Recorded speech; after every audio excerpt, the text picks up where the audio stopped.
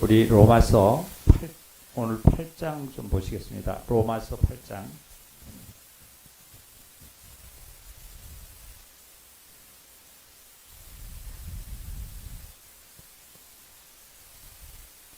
로마서 8장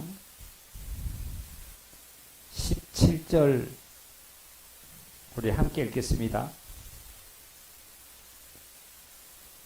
자녀이면 또한 상속자 곧 하나님의 상속자요 그리스도와 함께한 상속자니 우리가 그와 함께 영광을 받기 위하여 고난도 함께 받아야 할 것이니라. 아멘.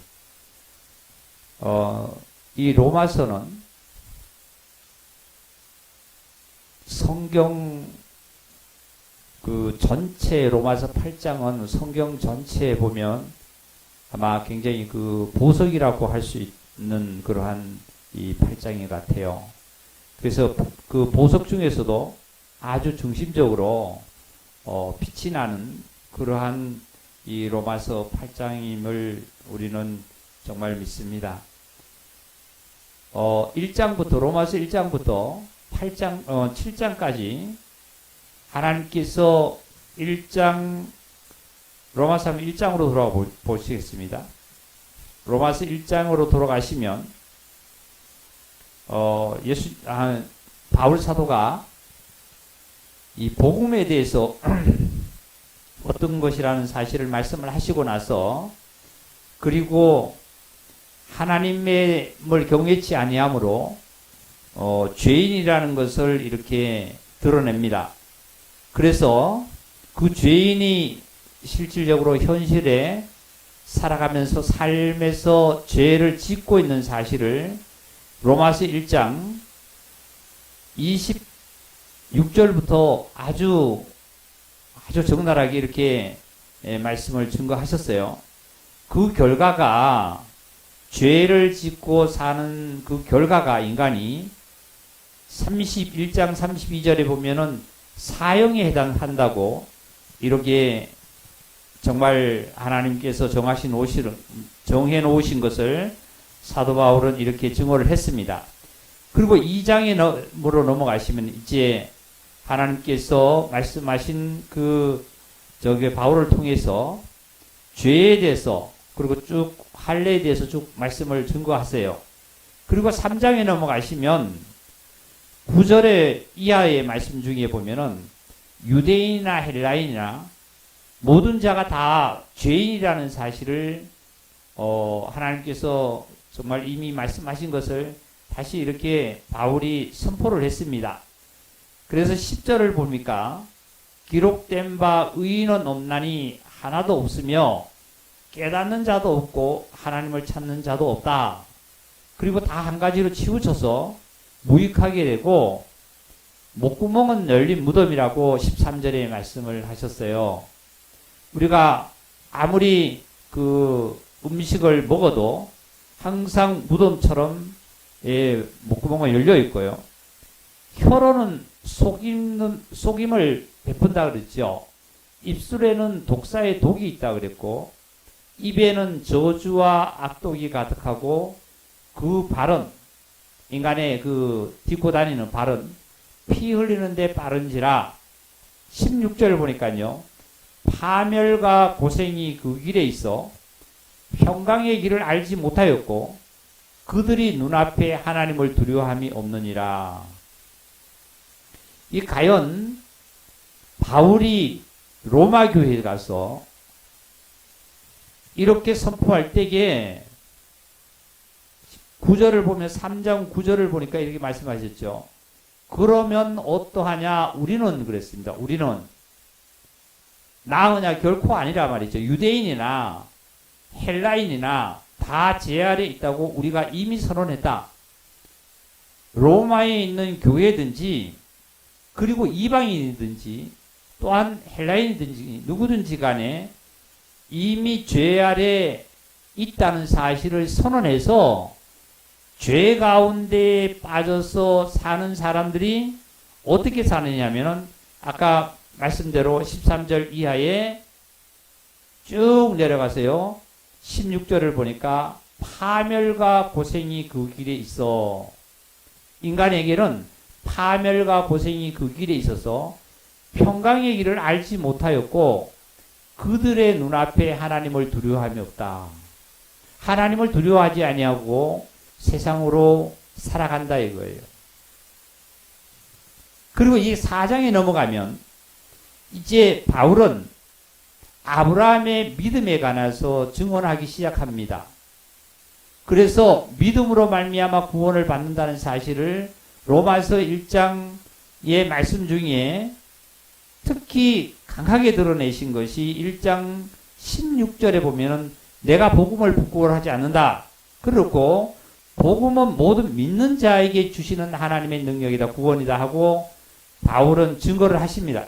증거를 하고 나서 이제 그 구체적으로 아브라함은 믿음으로 말미암아 하나님으로 복을 받았다는 사실을 드러냅니다.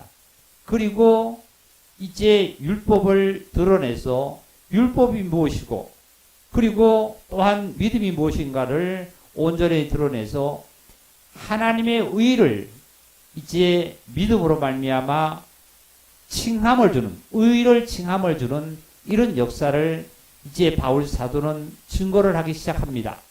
그래서 믿음의 의가 바울의 사도가 증거하기 전에 이미 하나님께서 아브라함을 통해서 나타내신 이 사실을 오늘 이 시간을 통해서도 우리는 봅니다. 그래서 5장 6장에 가서 이제 그 믿음 속에 들어가서 구원을 얻는 하나님의 의를 우리들에게 모든 자에게 칭의를 하고 주죠. 이제 8장으로 다시 넘어갑니다. 이제 8장 로마서 8장 오늘 본문입니다.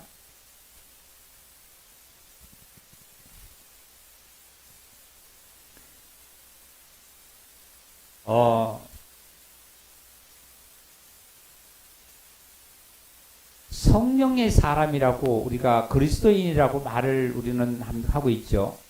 성령의 사람이라면 어떤 자를 성령의 사람이라 그러겠어요. 성령의 사람이 되려면 예루살렘을 밖을 떠나서는 성령의 사람이 처음에 되지를 않았습니다. 이게 무슨 말씀이냐면 사도행전 우리 1장을 좀 보겠습니다.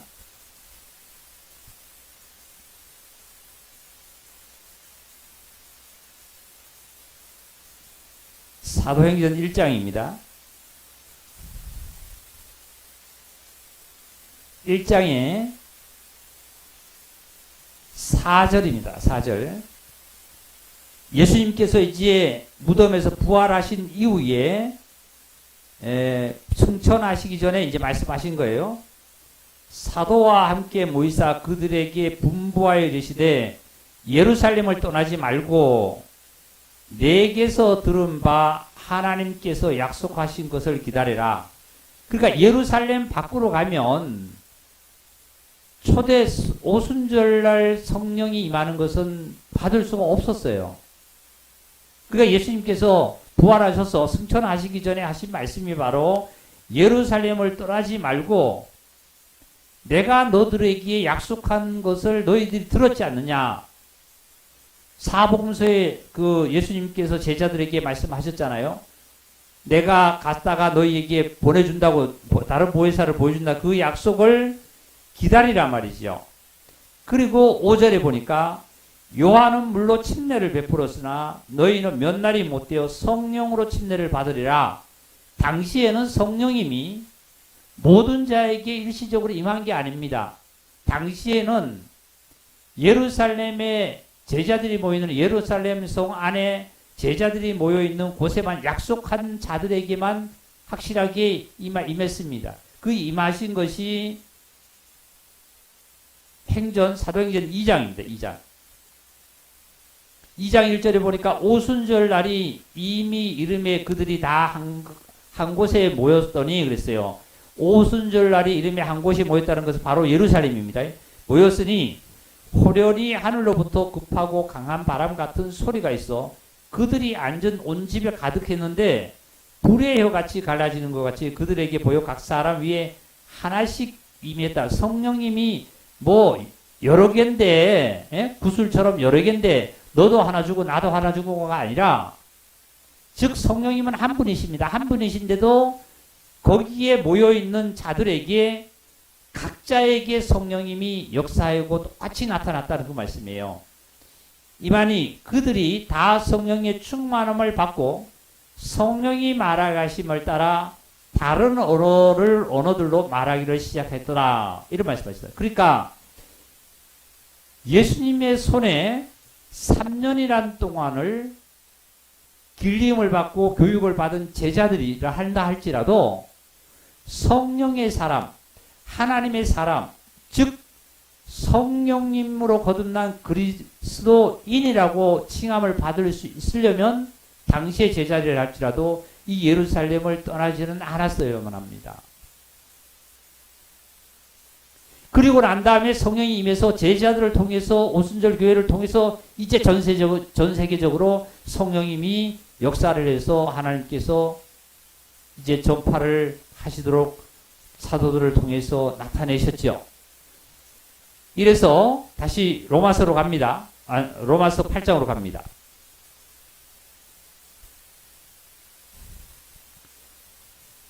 이제 성령님이 충만히 임한 사람을 성령의 사람이라고 그러죠. 성령의 사람.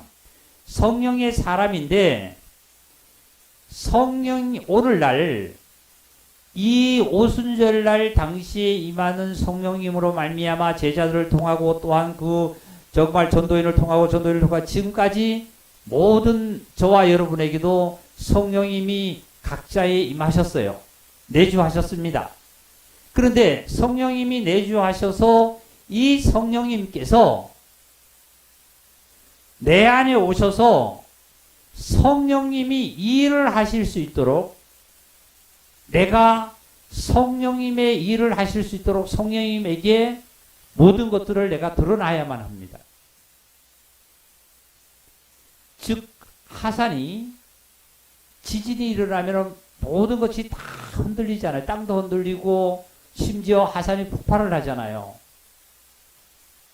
오늘날 성령님은 많은 정말 성도들이 성령님은 임재해서 성령님은 내주하신다고 계십니다. 그렇게 얘기를 하고 있습니다. 그런데 실질적으로 성령님은 어떤 일을 하고 계시냐면 활동력이 있고 운동력이 있어서 좌우의 날쌘 어떤 것보다도 예리해서 찔러 쪼개서 모든 것을 드러내고 성령님은 하산 폭발의 지진의 이상처럼 능력이 있어서 인간의 각 개인의 전인격적인 역사를 어떻게 해요? 움직여 나갈 수 있는 힘이 바로 성령의 힘입니다.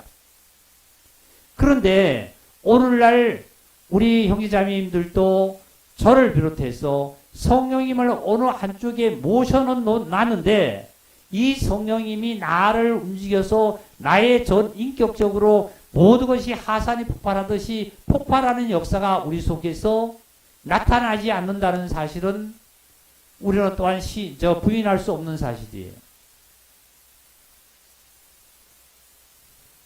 이래서 여기에 로마서 8장 1절부터 우리가 그 4절까지를 보시면 다시 한번 성령님이 임재되어져 있는 성도들에게 뭐라고 확인시켜 주냐면 이렇게 말씀하신 1절입니다. 그러므로 이제 그랬습니다. 그러므로 이제 어떨 때 자 7장 1절을 읽겠습니다. 7장 1절입니다. 형제들아 내가 법 아는 자들에게 말하노니 그랬습니다. 자 보십시다. 지금 성령님이 그냥 역사적으로 흐름을 보겠습니다. 성령님은 예수님께서 십자가를 지시고 무덤에 가셨다가 부활하셔서 오순절날 내리시는 그 성령님을 뜻합니다. 그 성령님 뜻하고 지금 로마에 있는 교회뿐만 아니라 실제로 구약으로부터 내려오던 많은 유대인들의 이스라엘 백성들에 보면은 이 자들은 법을 아는 자지요. 법을 아는 자. 법을 아는 자들입니다. 저희들은 우리 형제자매님들은 법을 먼저 안 것이 아니라 은혜를 먼저 우리는 접했어요. 믿음으로 말미암아 우리는 은혜를 접했습니다.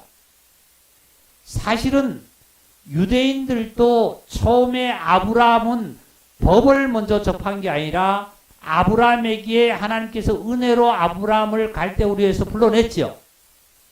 저와 여러분도 율법이 나에게 먼저 가입을 한 것이 아니고 법을 낳은 것이 아니라 예수 그리스도의 십자가의 놀라운 그 사실을 내가 믿음으로 말미암아 내가 사망에서 생명으로, 즉 세상에서 죄악에서 내가 하나님 편으로 구원을 받았습니다. 아브라함도 똑같아요.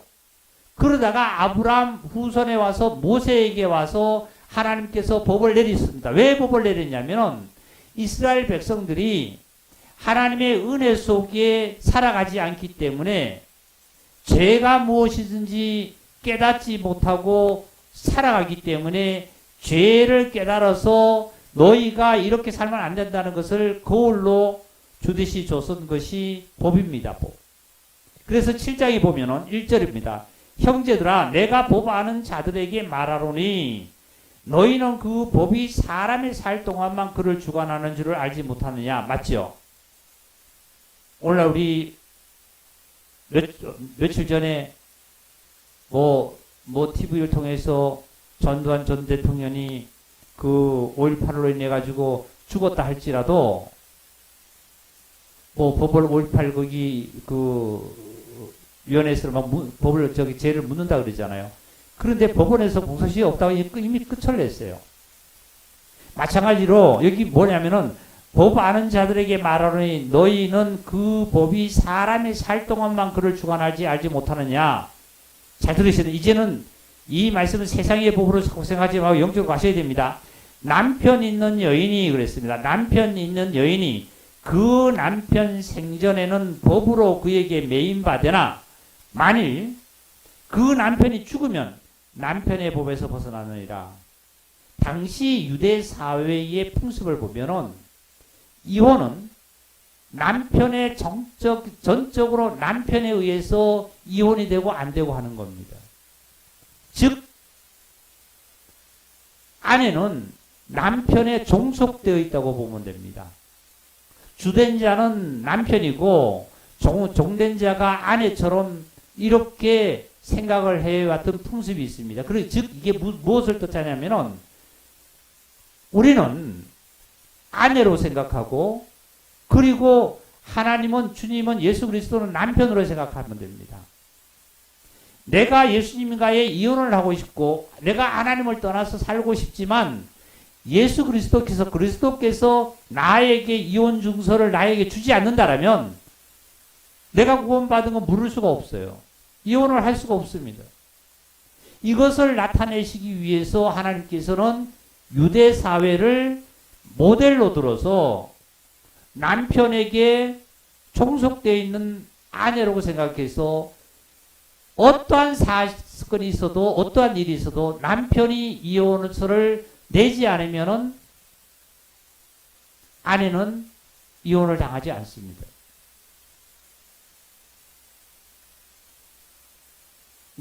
오늘날 내가 아무리 예수님을 믿기 싫다 할지라도 구원받은 내 남편으로 정말 나의 아버지로 하나님을 이제 모셔드렸던 이 사실 속에 내가 어떠한 삶 속에 어디에 있다 할지라도 내가 부인한다 할지라도 내가 이혼한다 할지라도 하나님의 나를 구원하신 구원은 예수 그리스도와 맺어진 이 언약은 예수님은 허락지 않지요. 그래서 우리가 삶 속에서 육신 속에 내가 쭉 어느 날 들어가 있을 때도 보면 결국은 보면은 거기서 예수님이 내 남편을 생각이 나고 내 남편으로 말미암아 다시 돌아오는 것이 우리 그리스도인들이에요.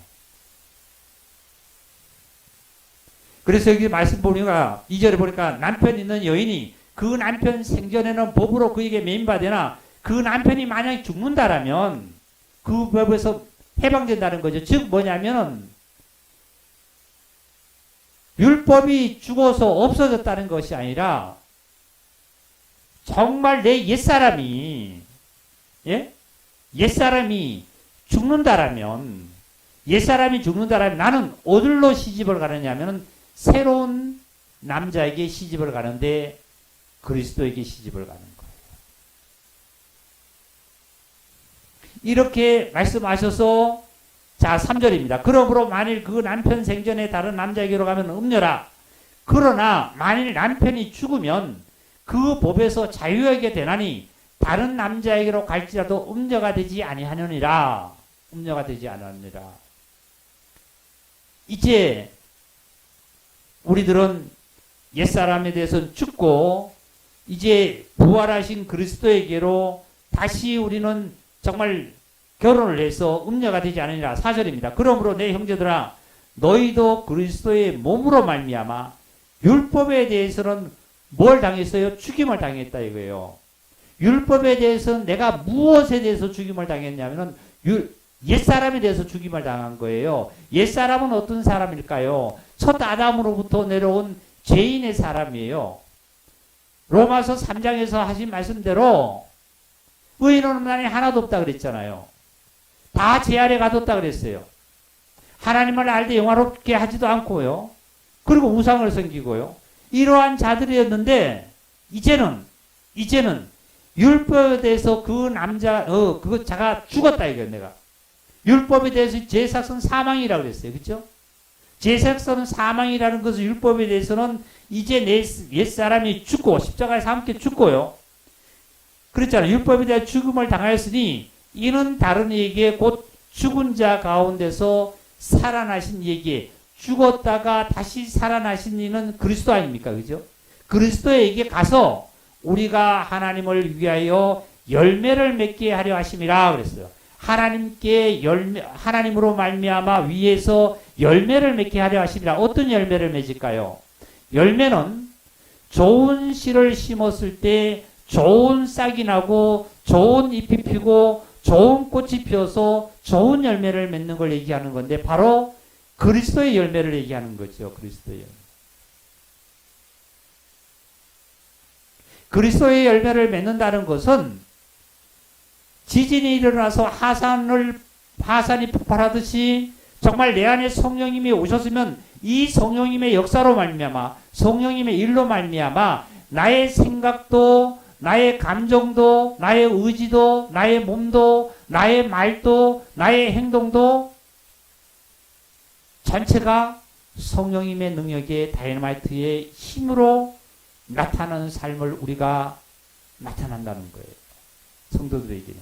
그래서 여기서 말씀하신 게 그것이 하나님을 위해서 맺는 열매다는 거예요. 하나님의 열매다는 거예요. 그 다음에 5절입니다. 우리가 육신대로 있을 때에는 율법으로 말미암아 죄의 정욕이 우리 지체 중에서 역사하여 우리로 사망을 위해서 열매를 맺었지만 이제는 다 같이 읽겠습니다. 6절. 이제는 우리가 열매였던 것에 대하여 죽었으므로 옛사람에 대해서는 죽었단 말이에요. 그렇죠? 죄를 짓는 자에서는 죽었단 말이에요. 그리고 율법에서 벗어났으니 죄에 대해서 죽었으니 율법은 뭐예요? 죄를 지적해 주는 것이 율법이거든요. 그래서 죄가 없으니까 율법이 나에게 필요해요? 안 필요해요? 필요 없는 거예요. 이제는 필요 없는 거예요. 그래서 하신 말씀이 그 말씀입니다. 율법에 대해서 벗어났으니 이러므로 우리가 영의 새로운 것으로 섬길 것이요 율법의 조문에 묵은 것으로 아니할지니라 말이죠.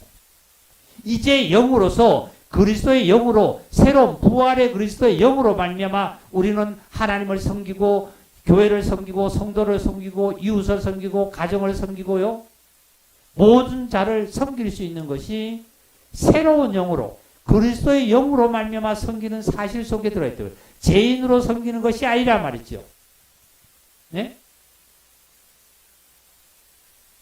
혹 그런데 이렇게 성령님을 모셔놓고 성령의 사람이면서도 성령님이 내 안에서 역사를 강하게 해서 다이너마이트식으로 성령이 터뜨려 나오는 이 삶이라는 보다도 내 현실적으로 옛사람이 살아서 나에게 다시 온 것처럼 공상에 빠져서 생각하는 것처럼 꿈속에 있는 꿈을 꾸는 것처럼 우리는 나의 영혼과 몸을 생활을 어디다가요? 죄와 허물과 사망에 만약에 드러나진다라면 하나님은 기쁘시지 아니할 뿐만 아니라 나에게 맺혀지는 열매가 없다는 거예요. 복이 없다는 거예요. 이것이 로마서 7장 1절에서부터 6절까지 하는 말씀이 8장에 그러므로 이제라는 말이 이렇게 결과예요. 이제는 죄에 대해서는 죽고요. 그죠? 율법으로 말미암아 옛사람에 대해서는 죽고 말이죠. 새로운 영으로 말미암아 이제 부활하신 그리스도 우리가 이제는 결혼했잖아요. 그래서 이제는 그렇게 된 저와 여러분은 그리스도 예수 안에 있는 자에게는 결코 뭐가 없다고요? 정죄가 없다는 거예요. 우리 다 같이 합시다. 결코 정죄가 없나니. 정죄가 없다는 것은 뭐예요? 죄가 없다는 거잖아요. 이제 하나님께서 나에게 죄를 묻지 않는다는 사실이에요. 어떤 죄를 묻지 않을까요? 어떤 죄를요? 이제 아담으로부터 내려온 죄뿐만 아니라 내가 지은 죄뿐만 아니라 앞으로 지을 죄라도 어떠한 죄의 속성이란 자체조차도 이제는 뭐예요? 나에게 묻지 않는다는 사실은 죄를 지은 옛사람으로 너희가 죽었기 때문에 죽은 자를 내가 다시는 너에게 죄에 대해서 얘기하지 않겠다는 거예요. 그러면 우리 형제자매들 이 순간 이 말씀을 들었을 때 저와 여러분은 어떤 자일까요? 거룩한 자예요. 하나님께서 우리를 의롭다고 의라고 칭함을 준 칭의를 한 자들입니다. 이렇게 거룩한 저와 여러분이 거룩한 삶을 우리가 살아간다라면 얼마나 행복하고 감사하고 편안하고 안전할까요? 그렇게 되면 나의 삶 속에서 어떠한 고통과 어떠한 상황이 죄악이 나를 엄습한다 할지라도 나는 안전할 수 있는 것이 그런 모든 것들을 다 이제는 하나님께서 나에게서 접근하시지 못하도록 생명싸게 나를 숨겨놨으니까. 어제 어떤 형제가 이제 군에 들어갔어요. 우리 성민 형제니까 군에 들어갔어요. 들어가기 전에 전화를 통화를 하는데 걱정하지 말고 잘 다녀와 그랬어요. 그랬더니 네, 잘 다녀오고 있으면 목사님이 잘 다녀와 하는 그런 말이 꼭 어디 저 학교 갔다가 이제 이게 수업 끝나면 집으로 오는 것처럼 얘기하는 거지. 그랬더니 네, 걱정 없습니다. 그게 뭐냐면 하나님의 보호하심이 우리 형제자매들에게 모든 자에게 있다는 거예요. 근데 우리가 그걸 못 누리고 살고 옛사람의 내가 공상에 빠져가지고 꿈을 꾸는 것처럼 옛 죽은 자들이 말이죠. 10년 전에 있었던 일, 2년 전에 있었던 일, 1년 전에 있었던 일 앞으로 땡겨가지고 걱정, 근심 모든 것들 다 하면은요 머리가 터지죠. 이거. 우리는 그런 자들에게 벗어났고 이미 그 자는 죽었다고 하나님께서 선언하신 거예요. 정죄함이 없다 그랬잖아요. 정죄함이. 예? 실패와 어떠한 고난도 고통도 우리에게는 이제 흘러갔다는 것이에요. 그러면 목사님 그게 사실입니까? 나는 오늘도 고통을 받았는데 자, 이 말씀이 어디로 들어가야 돼요? 믿음으로 들어가서 믿음으로 사는 자예요. 영적으로 가야 돼요. 영계로 가야 됩니다. 영계로. 근데 육적으로 가면 지금 춥죠?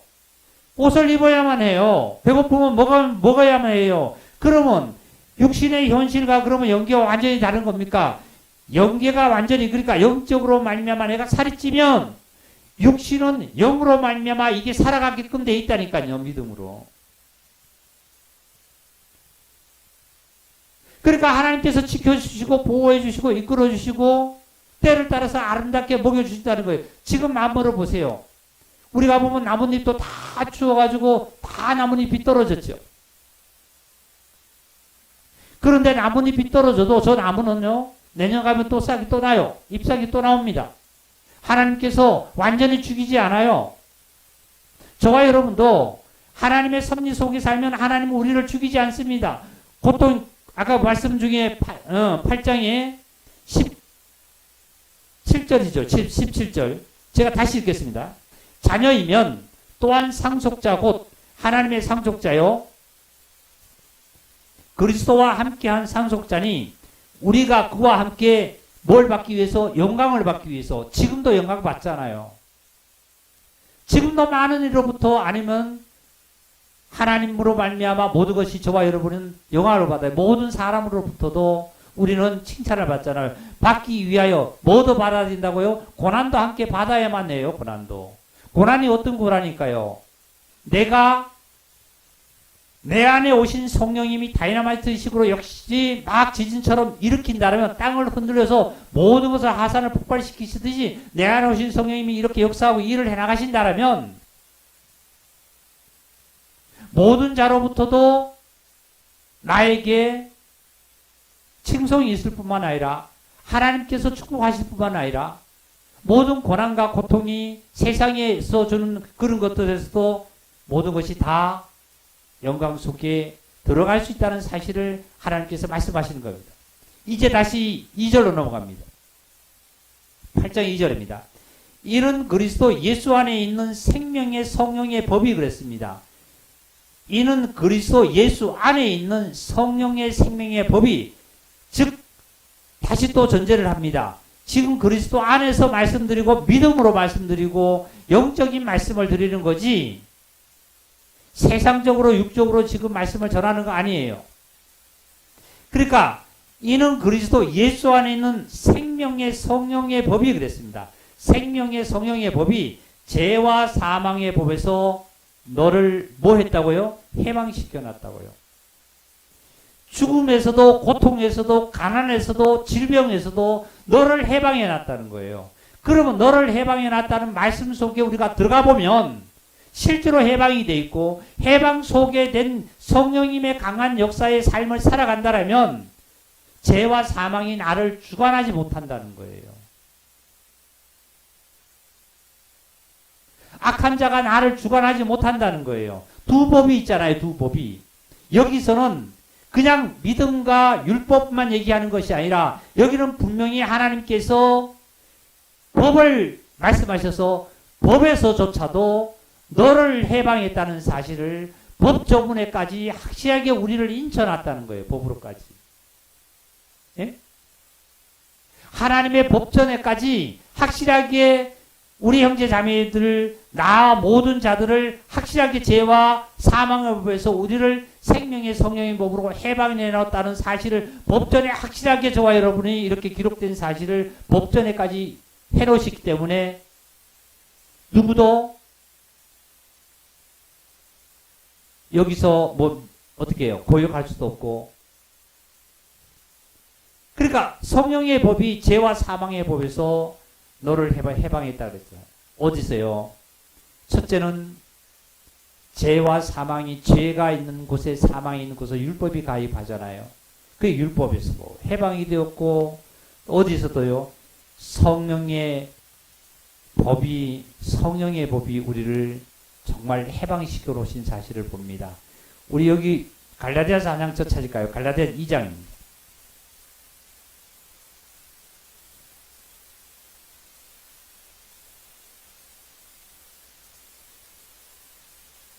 갈라디아서 2장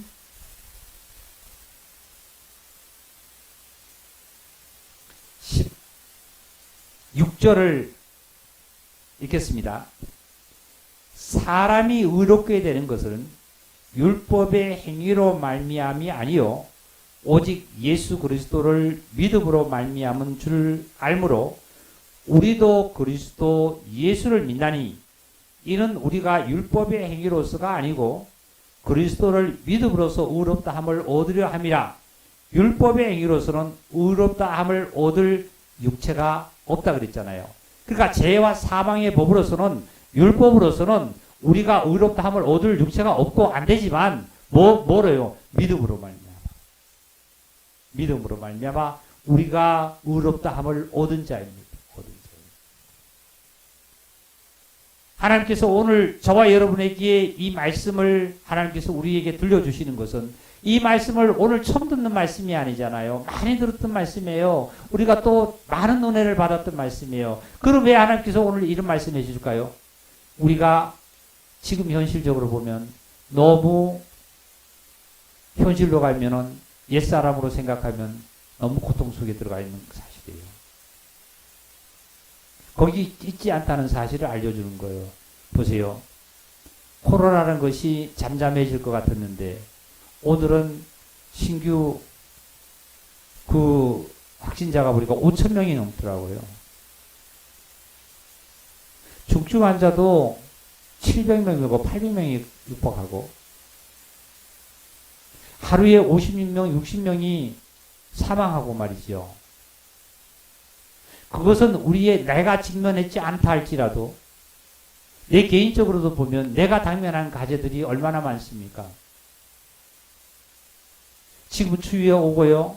그 다음에 가족을 통해서 개인의 어떤 여러 가지 돈을 통해서라든지 예? 건강을 통해서라든지 여러 가지로 주위의 일들로 얼마나 우리를 엄습해서 하나님의 사랑에서 끊어놓으려고 하는 이 사단의 계획가 얼마나 지금 득실을 거리고 있습니까? 마지막 때에 우리는 정신을 바짝 차려야만 해요.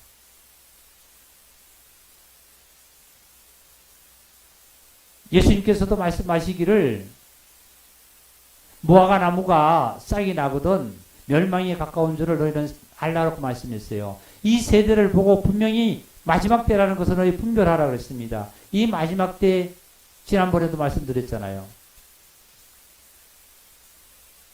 많은 환난과 기근과 세상이 잡을 수 없는 모든 것들을 지금 일어나는 사건들을 우리는 많이 보잖아요.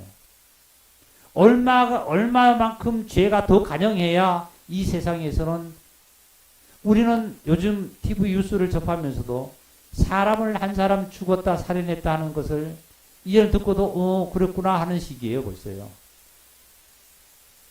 우리 어렸을 때인데도 그렇게 뉴스에 한번 나오지도 않았지만 나온다라면 나오지 않아도 그런 것이 간혹가다 있었겠지만 나온다라면 그것은 엄청난 사건이 됐습니다.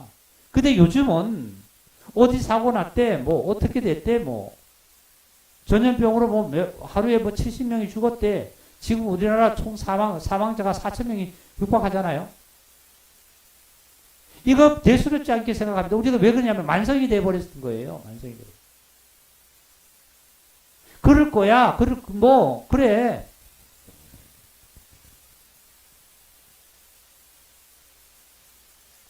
오직하면 얼마나 이제 마지막 때가 가까워서 아기가 강하면은 동성연애를 국회에서 통과시키라고 법에 어떻게 해요? 위반을 시켜놓고 있잖아요.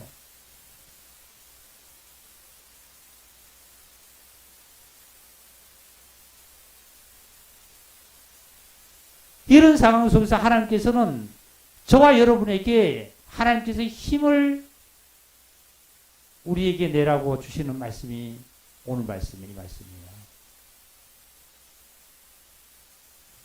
우리는 세상의 옛사람으로 사는 자가 아니라 그리스도인으로 사는 자기 때문에 그러한 어떤 것에서 우리는 유혹도 되지 않을 뿐만 아니라 어떠한 그 환난과 전염병이 있다 할지라도 내가 그리스도인의 삶으로서 정확하게 주님의 성령의 역사를 인도를 따라가는 자라면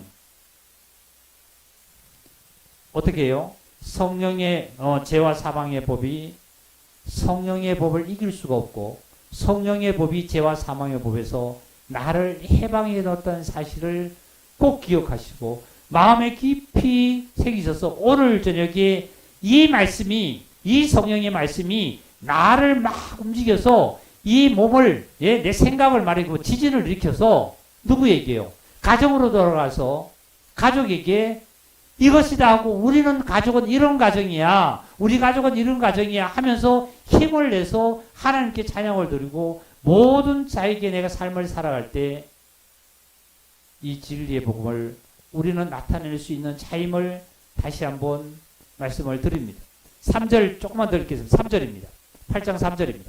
율법이 육신으로 말미암아 연약할 수 없는 것을 하나님은 하시나니 곧 죄로 말미암아 자기 아들을 죄 있는 육신의 모양으로 보내어서 육신의 죄를 정하사 육신을 따르지 않고 영을 따라 행하는 우리에게 율법의 요구가 이루어지게 하려 하심이라. 영을 따라 살아야만 합니다. 영을 따라. 육신을 따라 살게 되면 온통 생각이 육신의 생각을 하게 되면 어떻게 해요? 사망밖에 없어요. 5절입니다. 육신을 따르는 자는 육신의 일을, 영을 따르는 자는 영의 일을 생각하나니 육신의 생각은 사망이요 영의 생각은 생명과 평안이라. 저와 여러분은 그분 육신의 생각이 따로 있고 영의 생각이 따로 있어서 이제는 이것도 생각하다가 이것도 생각하다 이러한 자라는 거 아니에요. 하나님께서는 이 말씀을 하는 거 아니에요. 육신을 따르는 자는 육신에 있는 자는 육신을 따른대요. 저와 여러분 육신에 있는 자가 아니라 어디에 있는 자예요? 다 같이 어디에 있는 자예요? 영에 있는 자예요. 영에 있는 자. 아 목사님이 이 육체가 있잖아요. 이 육체를 얘기하는 것이 아니래요. 아니에요. 예? 옛사람에 대해서 관한 얘기죠. 육신을 따르는 자는 육신의 일을 하고 영을 따르는 자는 영의 일을 생각하느니 육신의 생각은 어떻게 해요? 사망이라니까요. 옛 생각이 찾아오거들랑 아니면 어떠한 육체적인 어떤 힘이 찾아오거들랑 아 이게 육신의 생각이다. 이 생각은요. 얼마나 힘이 있느냐면 생각은 다이너마이트와 같아서 육체를 막 움직입니다. 내 입을 움직여요. 내 발을 움직입니다. 내 손을 움직입니다. 그 생각이 뭐예요? 막 지진을 일으켜서 하산을 폭발시키는 거예요. 생각이요.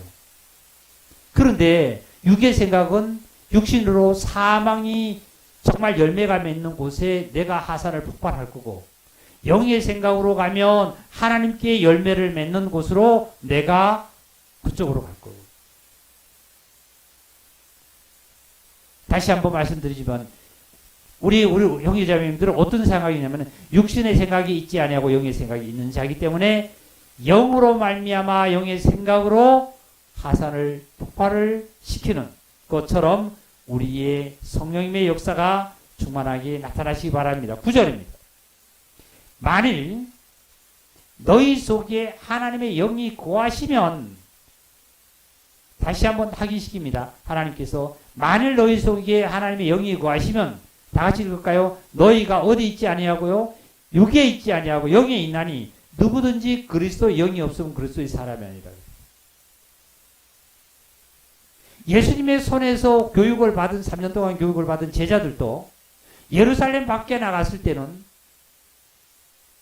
하나님의 사람이 될 수 없었어요. 성령의 사람이 될 수 없었어요. 그 당시 그 순간에는요. 우리도 지금 예루살렘 밖에 나가면 예? 즉 그리스도 밖에 나가면 그리스도 안에서 하신 말씀이에요. 여기 그랬잖아요. 2절을 보니까 이는 그리스도 예수 안에 있는 거라 그랬잖아요. 그리스도 예수 안에서 말씀드리는 거고 그리스도 예수 안에서 우리는 살아가는 거고 그리스도 예수로 말미암아 영으로 말미암아 살아가는 자들이잖아요. 그래서 누구든지 그리스도의 영이 없으면 그리스도의 사람이 아니라 교회를 나와서 예배를 드렸다고 해서 그리스도의 사람이라는 것이 아니잖아요. 성령으로 거듭나야만 돼요. 성령님의 인침을 받아야 돼요. 그 다음에 10절입니다.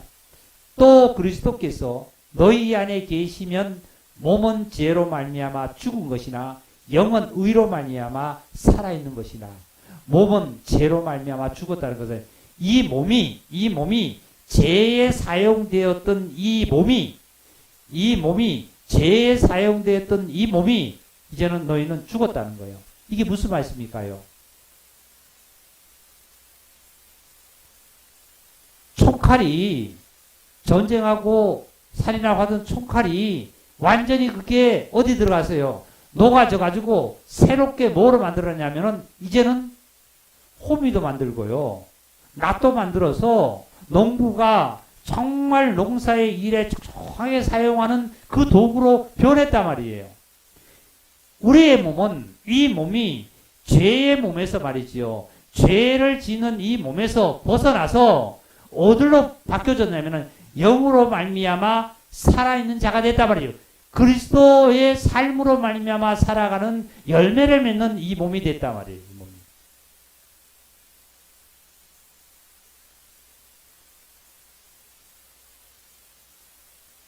11절입니다. 마지막으로 11절. 예수를 죽은 자 가운데서 살리신 이의 영이 너희 안에 거하시면 그리스도 예수를 죽은 자 가운데서 살리신 이가 너희 안에 거하시는 그의 영으로 말미암아 너희 죽을 몸도 살리시리라. 자, 불신자는 그리스도 영이 없습니다. 그리스도인이 아니죠. 그리고 예배 드렸다고 하는 자가 교인이면 이거는 그리스도인이 아니죠. 거듭나야지요. 그리고 성령님이 있어서 그리스도의 영이 임재해서 그리스도의 영이 주관해야 그리스도의 사람이죠. 네? 그리스도의 사람이죠. 그래서 이제 그렇다면 너희 안에 거하시는 그리스도의 영으로 말미암아 그의 영으로 말미암아 너희 죽을 몸도 즉 이 죽을 몸도 마지막에 썩을 몸도 썩지 아니할 몸으로 부활할 거고요. 살아날 거고요. 지금 현재도 이 죽을 곳에 썩을 곳에 들어져 있던 이 몸이 이제는 어떻게 해요? 항상 부활 생명에 동참하는 이 몸이 되었다는 거예요. 네? 살리는 곳에 이제는 이 몸이 들어졌다는 거예요. 전에는 이 몸이 어디에 우리가 들어졌어요? 죽을 몸에 들어져 있어가지고 친구를 만나고 누구를 만나면은 재지는 일에 입에 빨렸잖아요. 혀에는 독사의 독이 있었잖아요. 예? 욕하고 흉보고 그냥 예? 거짓말하고 도둑질하고 이렇게 피 흘리는데 발이 빨리 행했잖아요. 그런데 이제는 이 몸이 살리는데 누구를 살리는데 나 자신을 살리는데 친구를 이웃을 살리는데 예수 믿고 구원을 받아야 돼. 하나님께 감사할 수 있는 삶을 살아야 돼. 너 자신이 그 행복한 삶을 살려면 이런 믿음을 가져야 돼. 전부 다 살리는 일이 아닙니까? 살리는 일. 살리는 곳에 이 몸이 들어지잖아요. 지금. 최고의 행복은 믿음을 가져서 믿음의 사람으로 살아갈 때에 항상 이 몸은 긍정적이고 소망적이고 희망적이고 할 수 있고 말이죠.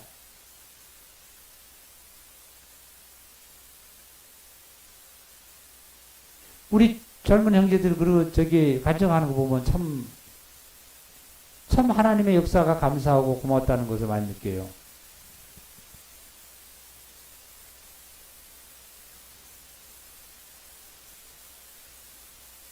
아니 군생활하는 청년이 어떻게 그게 몸이 그렇게 운동하는 몸이 아니고 살이 쪘어 내가 그랬더니 그 성민 형제 들으면 좀 민망할지 모르겠지만 그랬더니 목사님 살이 쪘네요 이래요. 그래서 훈련을 안 해요 그랬더니 훈련을 안 한대요. 왜 훈련을 안 하냐 그랬더니 그럼 기본 훈련을 안 해요. 그래요. 기본 훈련도 안 합니다. 그러면 제가 왜 그걸 말을 시작해서 물어봤냐면 군생활 하면서 하나님을 생각한 적이 어떨 때가 강하냐, 어떨 때가 있었냐, 어떨 때가 감사했냐 하는 것을 묻느라고 이제 그 생활을 물어봤더니 있어요. 그래요. 어떨 때 그렇게 가장 그렇게 그러냐 그랬더니 두 가지를 얘기하는데 평소에는 하나님의 인도하심에 도우심에 감사가 있었다는 거예요. 있는데 점에 들어가서 훈련을 하는데 허리가 아파가지고 병원에 가기도 하고 치료를 받기도 했대요. 근데 자기 생각에 계속 이 훈련을 하면 허리가 또 아프면 어떻게 하고 굉장히 걱정을 했다는 거예요. 그러다가 어느 날 다른 데로 보직이 왔는데 훈련을 안 하는 데로 보직이 있다는 거예요. 그러면서 하는 얘기가 목사님 진짜 하나님이 나를 도와준 것 같아요. 안 그랬으면 여기 내가 어떻게 여기 가요? 그러니까 뭐냐면 모든 것이 범사에 하나님이 도우셨어요.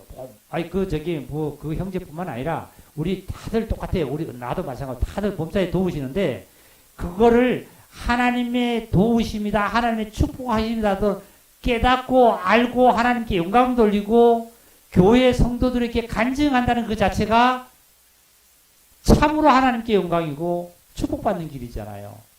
우리는 어떤 일이 있어도 하나님께 영광 돌리는 사실을 우리는 잘 못해요. 어제 우리 한 집사님이 전화를 통화하면서 그래요.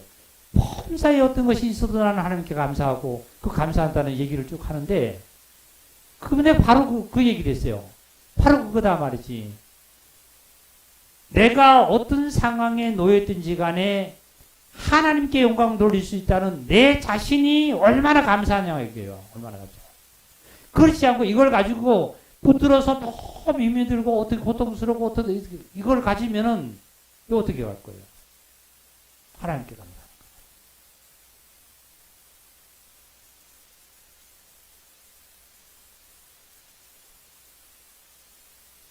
오늘도 어떤 우리 유정현 형제가요 통화를 왔는데 목사님 죄송합니다. 왜요? 그랬더니 뭐가 죄송해요? 그랬더니 오늘 저녁에 교회에 오늘 참석 못할 것 같아요. 늦을 것 같아요. 무슨 일이 있으세요? 그랬더니 오늘 안양을 가는데요. 제가 그 시간에 도착을 못할 것 같은 생각이 들어서 그러다고 얘기해요. 얼마나 감사한지 모르겠어요.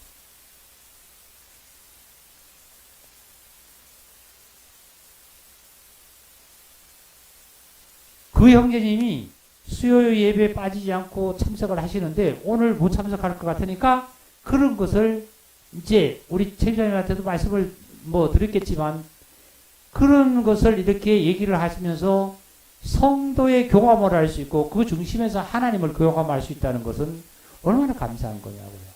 얼마나 감사해요. 그래서 내가 그 형제님한테는 그 형제님 안 듣겠죠 지금? 그 형제님한테 그런 말씀을 안 드렸는데 목사 마음속에서는 그래. 하나님께서는 분명히 그 마음으로 그 형제님이 안양에 가서 늦게 도착해도 예배를 드린 것과 다름없이 하나님의 복을 내리실 거다. 이러지 않고요. 어떻게 하면은 핑계를 댈까? 어떻게 하면 뭘 될까? 하고 그냥 미꾸라지가 빠져가는 거예요. 그러면 무슨 하나님으로 복을 받을 수 있겠어요? 하나님과의 관계는 변함없이 그날까지 여기 말씀이 없네요. 여호와는 나의 목자시니 내게 부족함이 없다 그랬어요. 나의 일평생에 여호와의 집에서 다 같이 합시다. 영원히 살리로라고 말씀을 고백했잖아요. 어디 집에서? 여호와의 집에서 영원히 살리라 말이죠. 거기는 악한 자도 없고, 예? 우리를 넘어뜨릴 수 있는 어떠한 것도 없고, 불평도 없고, 아픔도 없고, 괴로움도 없어요. 거기에 영원히 함께 우리를 거한다는 고백을 하면서 거기에 우리 거하는 귀한 우리 형제자매님 되시고, 돌아가는 발걸음에도 하나님 함께 하시고, 가정에 가서 하나님의 은혜가 충만하게 나누시고, 내일 또 일어나서 추운 날씨에 모든 이 코로나나 모든 것에서도 우리 형제자매들, 저와 여러분을 보호하실 줄 확실히 믿습니다. 할렐루야! 각자가 하나님 앞에 중심에서 기도드리고 마치겠습니다.